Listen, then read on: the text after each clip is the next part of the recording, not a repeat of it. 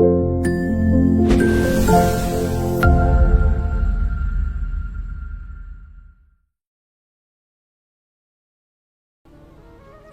व्यास जी जानते हैं कि मेरा पुत्र पात्र है, इसलिए मुझे अपने पुत्र को ही भागवत जी देनी है। और कहीं ना कहीं ऐसा भी हम सोच सकते हैं कि वेद व्यास जी परीक्षा लेना चाह रहे थे कि मेरा पुत्र पात्र बना है कि नहीं, और उस परीक्षा के लिए उन्होंने एक लीला की। कुछ बालकों को बुला करके और कहा, मैं तुम्हें एक श्लोक याद कराता हूं। हिमालय पर जब ऊपर जाते हो लकड़ियां लेने, पुष्प लेने, इस श्लोक को गाना, आधा ही गाना, अधूरा ही गाना। और कोई बालक आकर के अगर तुमसे कहे कि पूरा सुनाओ, तो उस बालक को लेके मेरे पास आ जाना, क्योंकि वेद व्यास जी जानते हैं यदि आधे श्लोक ने असर कर दिया चित्त पर, वो सुखदेव ही है। और अभी मैंने एक श्लोक बोला था वेणु गीत का, बरहा पीड़म नटवर, यही श्लोक वेद व्यास जी ने छोटे छोटे बालकों को याद करा दिया। और वो बालक जाते हिमालय पर, और हिमालय पर जाकर के श्लोक गाते, बरहा पीड़म नटवर वपु कर्णयो कर्णकारम। बहुत सुंदर झांकी है ठाकुर जी की। ठाकुर जी ने मोर पिछ पहना है, कैसा टेढ़ा सा पहना है। नटवर वपु, नटवर मतलब ठाकुर जी का नाम है नटवर लाल। नटवर का मतलब क्या होता है? नट का मतलब होता है लोगों को अपनी कला से आकर्षित करने वाले को एक प्रकार से नट कहते हैं। कला प्रदर्शन करने वाले को नट कहते हैं। नट के प्रति आकर्षण अपने आप बन जाता है। स्टेज पर आकर के परफॉर्मेंस करने वाला व्यक्ति कैसा भी हो, उसके प्रति आकर्षण हो ही जाता है। लेकिन ठाकुर जी कौन बोले? नटवर, आकर्षण करने वालों में भी प्रधान है नटवर। नटवर वपु, वपु कहते हैं अंग को। ठाकुर जी की एक उंगली भी देख ली ना गौरते, ठाकुर जी की एक रों भी देख लियो गौरते, वही पे न्योछावर रह जाओगे। मुखमंडल तो बहुत दूर की बात है। नटवर वपु कर्णयो कर्णकारम, कान दो हैं तो कुंडल एक ही पहनते हैं ठाकुर जी। वो कैसे पहनते हैं? कभी या कान में पहन लें और चलते चलते उतार के कभी या कान में पहन लें, कभी या कान में पहन लें, ऐसे। और ये क्यों करते हैं ठाकुर जी? जितनी देर चलते हैं उतनी देर मन तो लगना चाहिए, तो मन कैसे लगा? में कुंडल खोलें दूसरे में पहने, फिर कुंडल खोलें फिर या में पहने। ठाकुर जी की बाल लीला। हमारे नाना जी इसका एक और सुंदर भाव बताते थे। बोले, लाला ठाकुर जी हमारी तरह कुंडल नहीं, जैसे पुष्प धारण कर लेते हैं यहां कान के ऊपर, और फिर चलते चलते कहा करें ऐसे पुष्प निकारें और वह आकाश में उछालें और दूसरे कान में ऐसे धारण कर लें, और फिर सबरे ग्वाला के वाह लाला एक और बार करके दिखा। फिर ठाकुर जी फिर निकारें, फिर उछालें, फिर यूं करें, सीधो यहीं आके गिरे।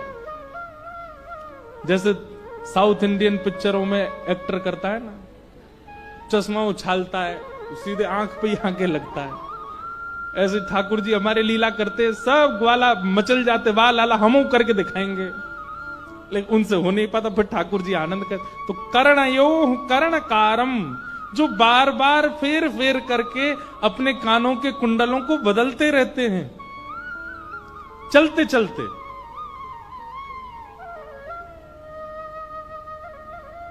विभ्रदवा सह कनक कपिसं वैजयंतीं च माला।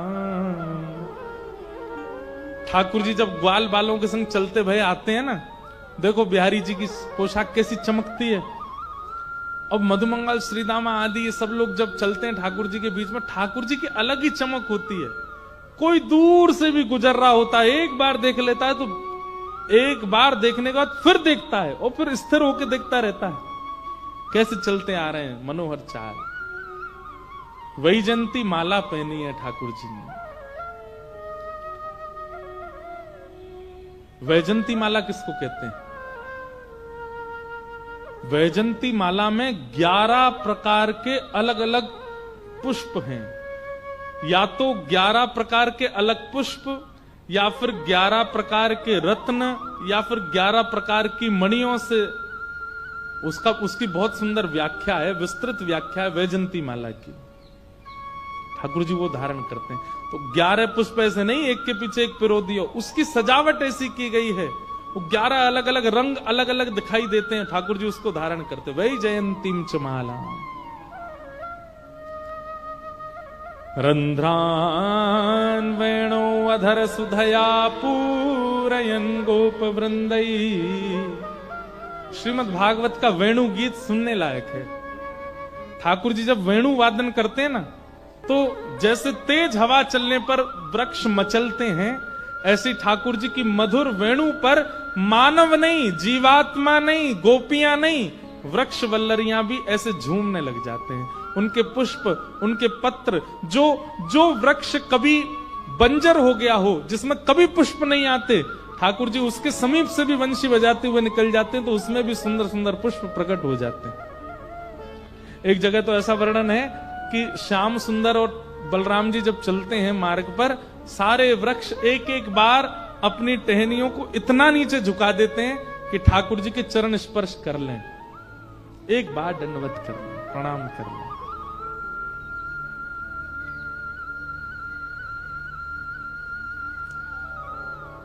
रंध्रान वेणो अधर सुधया पूरयन गोप वृंदई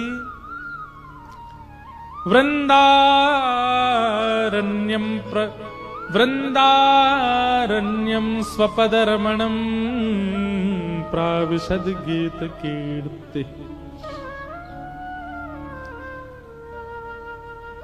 अब इस श्लोक को हिमालय में जाकर के छोटे छोटे बालक गा रहे थे, और निर्गुण निराकार ब्रह्म की उपासना में बैठे हुए श्री सुखदेव जी महाराज के कानों में जैसे ही गया, बरहा पीड़म नटवर वपुः कर्णयोः कर्णकारम विभ्रदवासः कनक कपिसम वैजयंतीम च मालाम रंध्रान वेणु।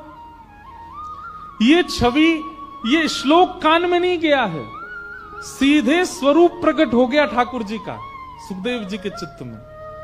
और वो कटाक्ष नेत्र, मधुर मुस्कान, वो बांकी चाल जैसे ही शुकाचार्य जी के हृदय में प्रकट हुई, शुकाचार्य जी का ध्यान भंग हो गया, और नेत्र खोल करके वो तो जैसे विरहिणी गोपी की तरह ढूंढने लगे इस बंजर जंगल में, इस भयावह विशाल पहाड़ी क्षेत्र में ये नन्हा सा गोपाल क्या कर रहा है।